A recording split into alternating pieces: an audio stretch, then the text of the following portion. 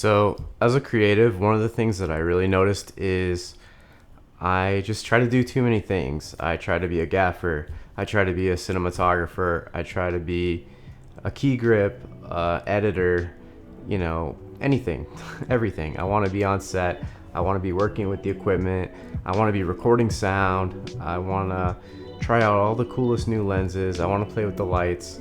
It just becomes a little bit overwhelming. I need to specialize in one or two things and become really proficient in those things. The best cinematographers are just investing in lenses. They're just investing in camera bodies or wireless transmitters, follow focus, things that are camera only.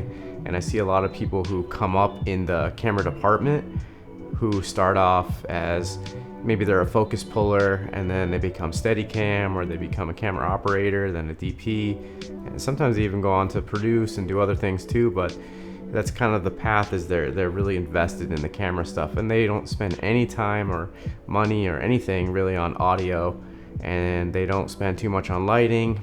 And then the people who are really involved in lighting, they don't really mess too much around with sound or camera or things like that. People specialize in these different departments, and as you get higher and higher up as a professional, it's really important to specialize in these type of things. On smaller budget stuff, you kind of need to produce everything.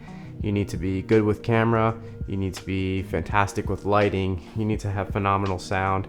But on larger budget stuff, there's just too many moving pieces, and there's just each department needs to do so many different things. Sound needs to send out, signal to people, text to the director, maybe 4, 5, 6 different microphones.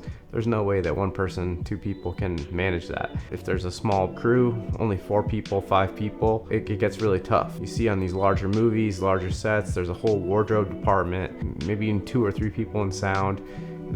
Can be up to 10, 15 people in camera department sometimes, with the DP and the jib operator and the Steadicam and the camera operators and the first ACs and the second ACs and the utility and the DIT. There's a lot of people involved, as you can see, and I feel like I need to kind of pick a lane if I want to bring my work up to the next level. And it's also important to collaborate with other people in this industry. People who are better at lighting than you, or better than sound than you. Maybe you're a DP, you want to bring somebody else on to help you with lighting and to make that lighting look the way it should, or to deliver that message the way that it needs to be delivered.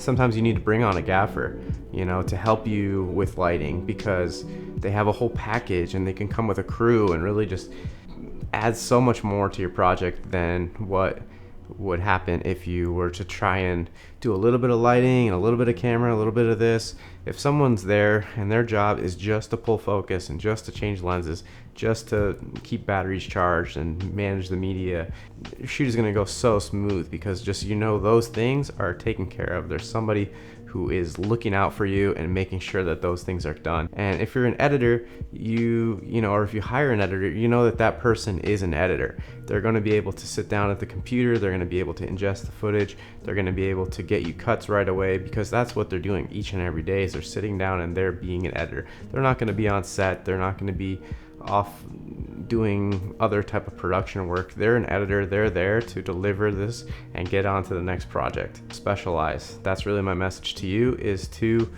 figure out what you want to do and just go all in on it. Double down on it. If you notice, hey man, I have a lot of microphones, maybe you want to be a sound person, maybe you want to be a mixer, just double down, get better gear, get the top level gear, camera gear, lighting gear, whatever. If you're buying lenses, you should get the best lenses that you can possibly afford. Don't settle for the cheap, photography lenses. Don't settle for the cheap bodies. Just go straight to professional stuff.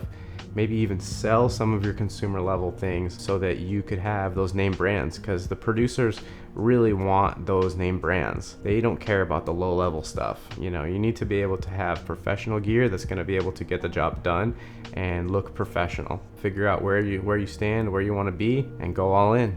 Don't half step it. Once again, I'm Scott Stevenson. Thanks for watching. Feel free to check out my past videos as well as subscribe to see my future ones. Peace.